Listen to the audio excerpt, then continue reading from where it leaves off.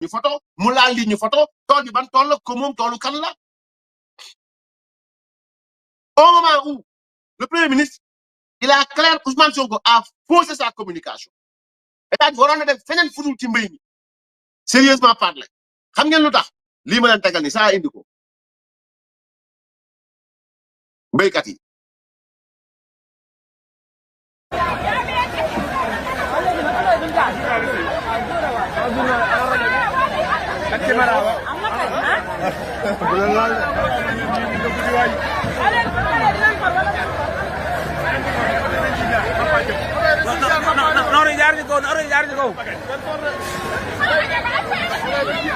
waaye Birane waral lii ah ayo sonn dañoo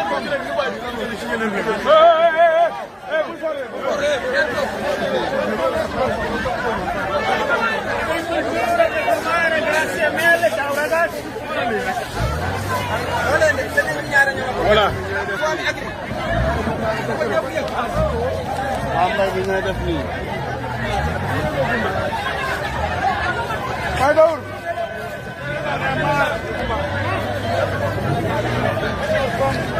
bon c'est bon baax na boy baax na au moment où le premier ministre mi ngi dem ci tool yi jonkan l'agriculture est en agonie ñii ay béykat la ñoo xam ni ñi ngi ci béy maraîcher maanaam mooy pomme de terre ak soble finalement ils ont été obligés jël seen mbéy tuur ko ci tali bi maanaam mooy jaru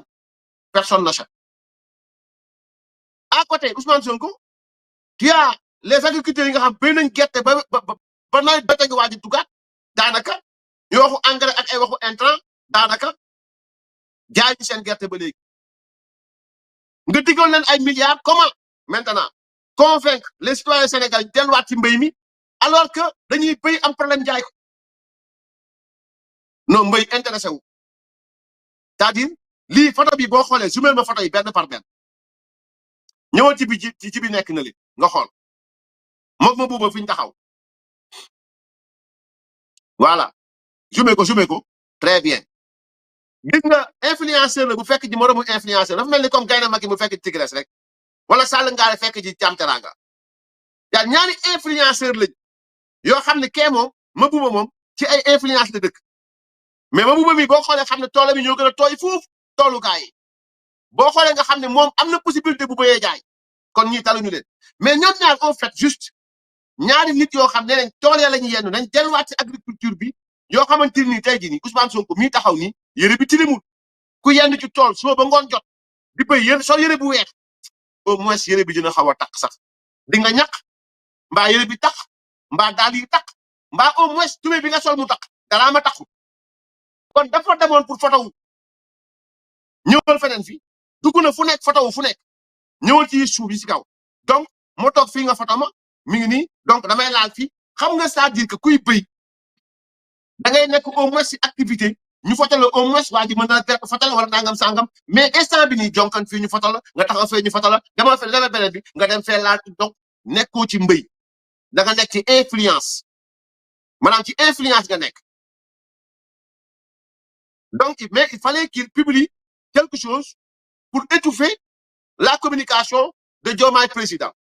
mais ñoom ñaar ñëpp nag ginnaaw bu ñu analyser seen wax ñoom ñaar ñëpp ba noppi on va faire une analyse en tant que citoyen sénégalais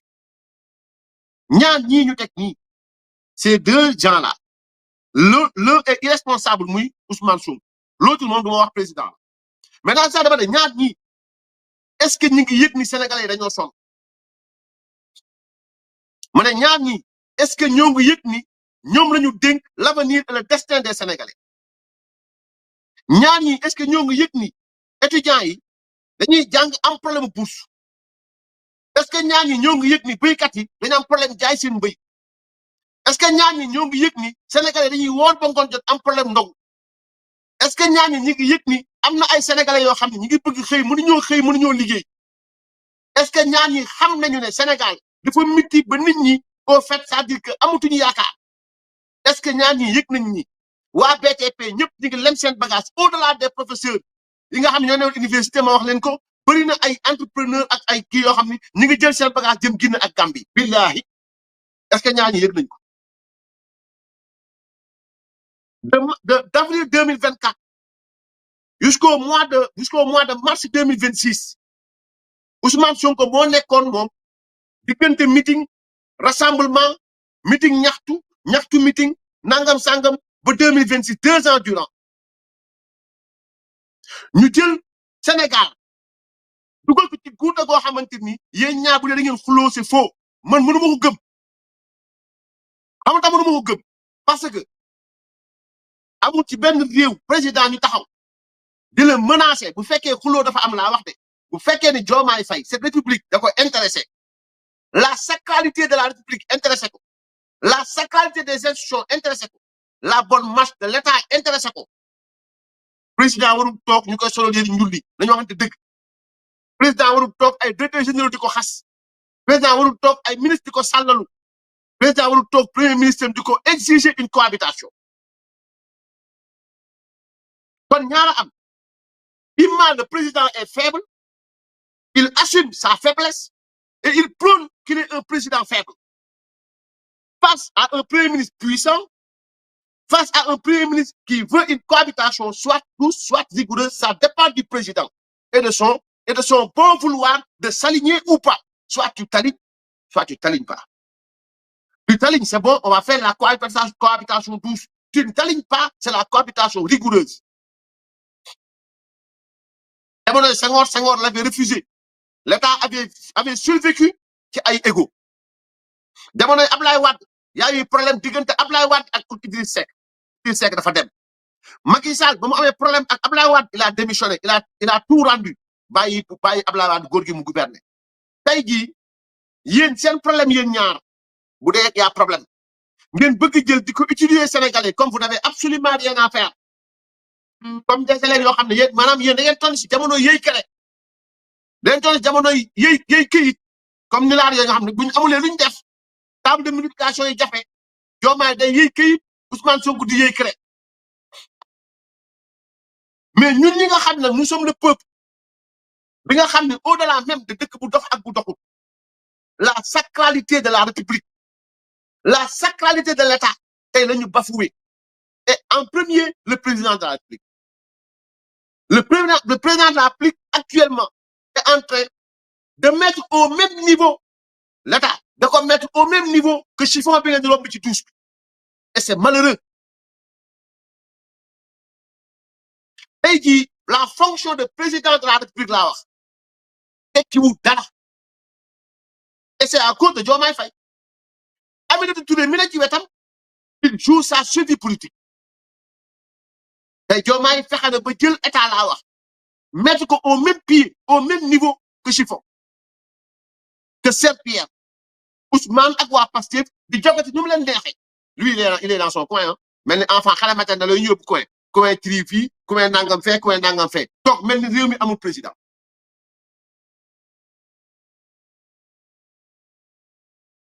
député yi faale wuñ la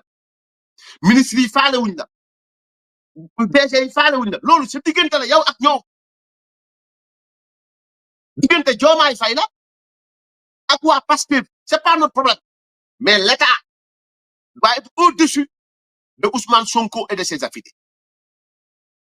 kon loolu mooy benn jàngat par rapport ñun Sénégalais yi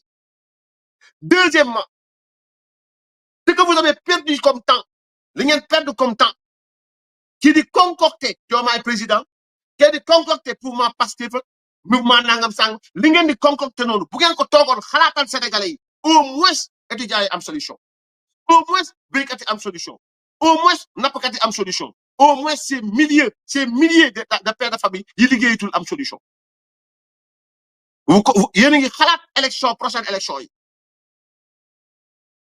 yéen a ngi xalaat nan lay fexe man ba am survie politique kii moom li ko rey mooy justice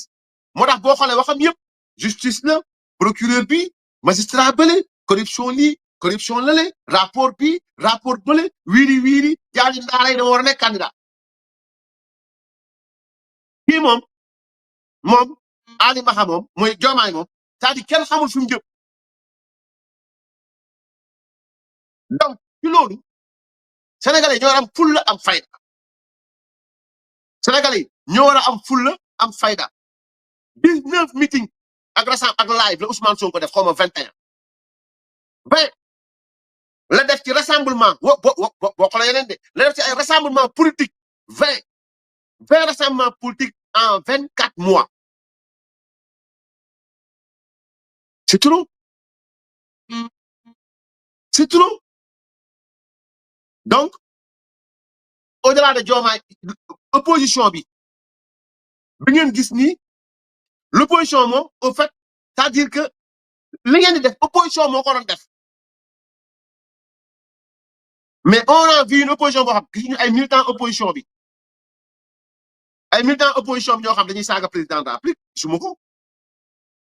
non sérieusement parlé gisuma ko man mii nga xam ni ci ñi leen gën a jéppi Sénégal laa bokk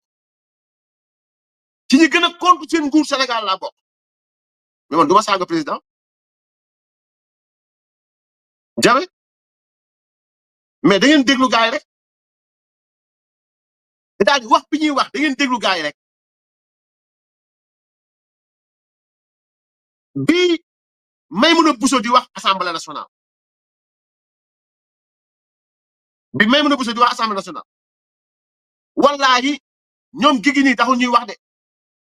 Mollah Morgun mii c'est-à-dire képp ku attaque Ousmane Sonko et pour ngeen comprendre ko même à l'international bu nit waxee dara ci Ousmane Sonko dañ naan ana procureur mais bu nit saaga Diomaye Faye doo dégg Pastef réagir maanaam bu ñu saaga Diomaye Faye doo dégg Pastef réagir doo dégg ñu ne gigi procureur doo dégg ñu ne par exemple un autre procureur déedéet mais keneen ku ne bitim réew wax ci Ousmane Sonko ne procureur da war a jëri donc ils mettent la personne de Ousmane Sonko au-dessus de quelqu'un qui ne veut rien assumer, qui est incapable d'assumer, qui a rêvé pendant 24 mois, qui continue de rêver au palais présidentiel, qui aujourd'hui peut-être s'est réveillé, même en parlant, on sait qu'il vient juste de se réveiller. Peut-être débarbouillé. Malgré ça, nous mimiti mbek fi ñom Abdourahmane Diouf mbek fi ñom tindi mbeuk mais il refuse de se réveiller. Tu vois ñaar il est naturellement comme ça ou bien il est faux. Et c'est ça le problème. Je parle politique. Mais Sénégalais ñoo wara bañ ñu jël leen occuper leen. Vous avez d'autres priorités. Am ngeen yeneen priorité. Enseignants yi ñi dagg seen xaalis. Étudiants yi ñi këttamu seen bourse. Béykat yi nga xam ne seen mbéy day tasaaroo taxaw ci àll ñooñu am nañ yeneen priorité lu dul Diomaye Sonko Diomaye. Diomaye Sonko Diomaye bañ ko gaay di leen voter dañ yaakaaroon ni mën ngeen dara dañ yaakaaroon ni sax tandem bi nga xam ni tandem maanaam finalement dafa mujj tànn dem maanaam ku nekk tànn dem sa côté maanaam tandem bi improductif stérile donc au-delà du discours de Diomaye au-delà de la pose photo de Ousmane Sonko entre les deux il y a au moins l'attente de tout un peuple. On va vers la fête de la Korité. Ñu ngi jëm ci feetu Korité. Bari na parents yoo xam ne instant bi nii may waxee nii ak yéen. Korité moom xanaa dañuy teg loxo rek. Mais du sax lu ñu mën def. Bu ñu paree Korité Tabaski la ñu jëm. Te diggante weeru koor ak Tabaski ñaari weer la ak fukki fan. En 2 mois 10 jours. lan ngeen teg lu Sénégal yi mën a yaakaar ni dañu war a mën a teg fetu si ay fet boo xamante ni fet bu digne la. ay enseignants ngeen tagg seen maanaam da ngeen tagg père de famille boo xam ni fii ak Korité yaakaaru beneen salaire ci moment bu crucial ci weeru koor ngeen ñàkk yërmande boo xam ne da ngeen dagg seen salaire yi ba pare di ubbi seeni télé ba pare di organiser seeni meeting da ngeen di ñaawal askan bi ci weeru koor ñu jëm Korité diggante koor gi ak Korité bi sa waay dañu waxante dëgg dina métti lool enseignants yi mën cee génn. Dina métti yi béykat yi nga gis ni ñu doon sànni seen pompiteer ak seen soble di nga leen dina métti lool ci ñoom ñu mën cee génn diggante Korité ak Tabaski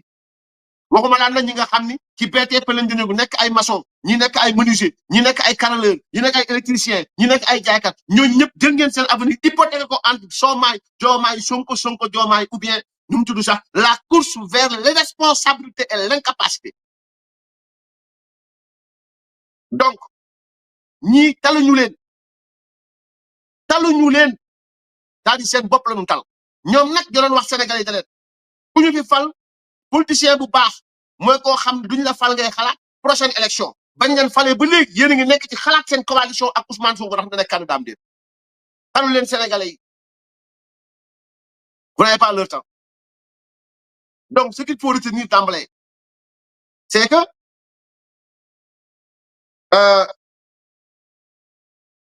ni ma doon wax sànq Ousmane Sonko dafa def discours wax ni Diomaye Faye soit mu aligné wu wala mu ñàkk aligné wu le fait que Diomaye déplacé wu dem ci li Aminata Touré organisé dans le cadre de Diomaye président tontu la ci wax boobu mooy wala ni moi je ne vais pas m'aligner mais ça c'est li nga xam ni mooy li ci kaw li ci suuf mooy l'État aussi parce que Diomaye Faye li muy fàttali mooy il a sur ses épaules la responsabilité du titre de chef de l'État. Même si ton chef là, entre guillemets, mais tu as sur tes épaules la responsabilité de chef de l'État, garant des institutions, ou bien de la bonne marche des institutions, gardien de la Constitution, chef suprême des armées. Muy lo xamni Sénégalais ñoo ko yëkëti jox la ko ñu lay aligné lu manam ñu lay aligné lu ngay nangu aligné wu nga plier la fonction de président de la République ranger ko mu nek courbette mu nek pantin mu nek Diomaye a fini par faire de la présidente de la République un simple et banal larbin ci kanamu un premier ministre lolu mo am parce que man mi di wax ak yeen suma togué sama chaîne man wax sama technicien wala ma wax sama adjoint ne ko defal li defoko à la minute qui suit ma dina dago mel tek fa keneen d'autant plus que ki wax aligné wu xamul dara lim mën ñep xam nañ donc en acceptant de s'aligner ou de ne pas s'aligner Diomaye Faye joue primo avec les attributions que peuple bi jox ñaar bi moy il est en train de torpiller la République et ses règles de plier la République qui le bon vouloir et les égos de son premier ministre Senghor nangu ko woon Abdoulaye mus ko nangu Macky Sall mus ko nangu nga yaakaar ne nguuru Abdoulaye Wade nguuru Senghor bu Diouf masaan dem sax am na mag bu ma ne bu Senghor musul nekk Sénégal Abdou Diouf daan def le tout ba photom bañ a génn ci une bu Le Soleil ak lu mu mën a def comme activité su Abdoulaye Wade nga yaakaar ni de Moustapha Niass nu mu tudd sax su ma juumul Souleymane Ndéné Ndiaye la xaw ma kan moo mujjee nekk premier ministre Abdoulaye Wade du premier au dernier premier ministre bu Abdoulaye Wade ngeen yaakaar benn yoon benn premier ministre sañoo taxaw Sénégal naan ay damay ay xawma le président s'aligne ou ne s'aligne pas le président patati patata tu le fais à Abdoulaye Wade si c'est le matin 10 heures ne va pas trouver à la primature si c'est l'après-midi 14 heures ne va pas trouver à la primature non c'est impossible nga yaakaar Abdoulaye Wade Macky Sall dina nangu loolu maa fal Aminata Touré wala maa fal Amadou Ba wala maa fal Sidiki Kaba wala ma fal keneen ngay taxaw naa man waaw yow Macky Sall da ngay aligné wala nanga wala cohabitation mais je te fous dehors sans tambour ni trompette parce que si la moom Ousmane Sonko s'il a besoin de quelqu'un qui s'aligne il sait là où aller il sait qui il peut mettre il peut faire marcher au pas il le sait pertinemment donc nous sommes en train de foutre la République en l'air. Et c'est malheureux. Wallah l'azim. Ils sont en train de tout foutre en l'air. Les Sénégalais sont là, les intellectuels ou bien les intellos. Donc, ils ont ni def le nerf qui pinch mi. Donc, yalla nañ yalla taxaw bu baaxa baax. Mais lima gis ni muy dem ni wallahi demul kër. Et nos remerciements ñep ñi nga xamni je viens de recevoir le club le communiqué du Club des Panafricains euh, le 6 mars 2026. Le Club des Panafricains, en tant qu'organisation fervente défenseur des valeurs panafricaines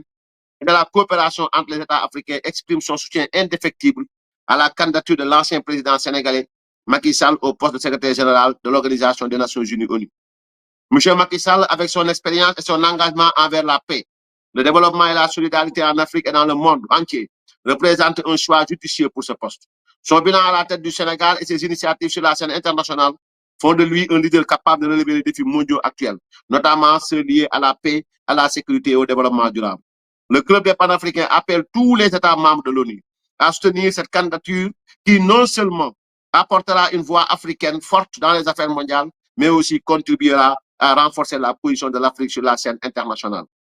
Nous encourageons également les citoyens africains à se mobiliser et à exprimer leur soutien à travers divers canaux afin de montrer l'unité et la force de notre continent. Ensemble, soutenons la candidature de Macky Sall pour un avenir meilleur et une représentation accrue de l'Afrique au sein des Nations Unies, Club des Panafricains, le coordinateur Mamadou Seck. Donc, club bi nga xam ne moo dajale les vrais panafricanistes. ñu wax CFA ba pare génn ndaxte yow CFA boobu ay dóor la woon rek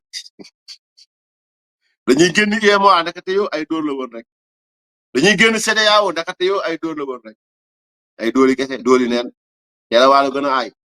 dem na sax bay jéem a dégg naa waa ji dem na sax bay jéem a wut pour jiite CEDEAO ñu ne ko doxal fooy donc maintenant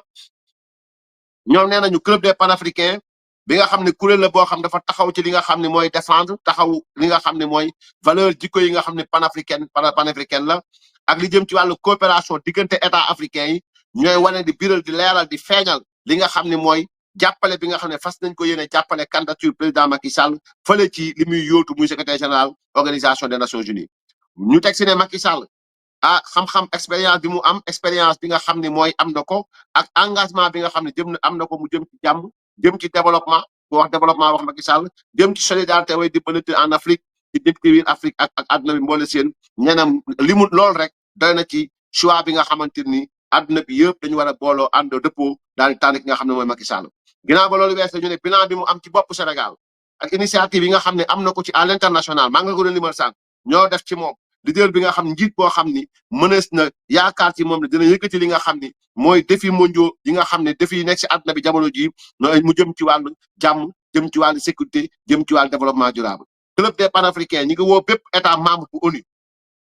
te àdduna bi mboole seen ñu àndandoo jàppale candidature président Macky Sall bi nga xam ni non seulement waleef mu indil kaddu Afrique gën ko yëkkati kaw waaye tamit nag ci wàllu àdduna bi jamono ji nga xamante ni àdduna bi jaxasoo na waaye mu gën taxawal position Afrique fi nga xam ne mooy àdduna bi wërgal këpp nee na ñi ngi encouragé nag ñëpp ñi nga xam ne ay citoyens africains lañ seen diggante Sénégal ak Mali jëm ba Mozambique Afrique du Sud jëm ba Centrafrique jëm ba ca kaw a kaw a kaw donc nee na ñi ngi encouragé citoyens Afrique bi yëpp ñu jóg taxaw takku rek ngir taxaw leeral li nga xam mooy taxaw biñ taxaw ci wetu président Macky Sall kenn ku nekk fa nga nekk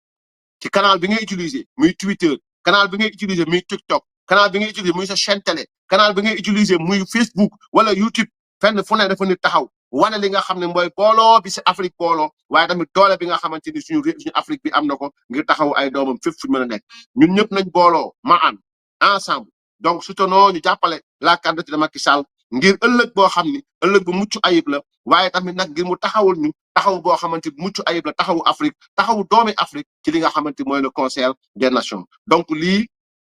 donc club des panafricains ci la ki ko jiite nekk Mamadou Seck donc mu nekk kuréel boo xam dafa ëmb ay citoyens yoo xam ne africain la yu bëree bëri te yàlla dogal ni ki coordonné moom Sénégal la nekk muy tamit lu am solo parce que d'habitude lu ñuy wax d'habitude biir Afrique rek boo xoolee d'habitude ñu koy coordonné toujours rek dañuy nekk Afrique donc on appelle tous nos amis du Mali de la Côte d'Ivoire du Burkina comment dire de la Côte d'Ivoire du Burkina un peu partout de la Mauritanie sortez parce que dama bëgg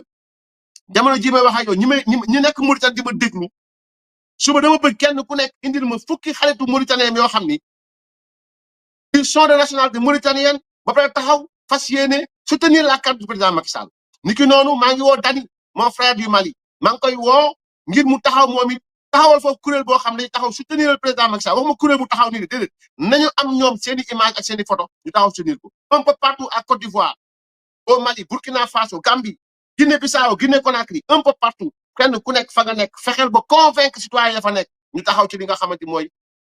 challenge bi ëllëg challenge international laa bëgg mu doon challenge international muy France muy USA muy ba Andorre gi muy ba Espagne muy fu mën a nekk laa wax nañ taxaw ci li nga xam ni moom mooy le challenge international mbër la ñu am maa ngi koy wax sànq mbër mu mat mbër boo xam ni daan na fu nekk mbër moo xam ni daane na fu nekk mbër boo xam ni daane na lu nekk vive son excellence Macky Sall le président Macky Sall vive la candidature du président Macky Sall vive le choix porté sur la candidature du président Macky Sall vive les activistes vive les influenceurs vive les républicains du Sénégal wasalaamu aleykum wa rahmatullahi taala wa barakaatu jàmm ak jàmm ba ëllëg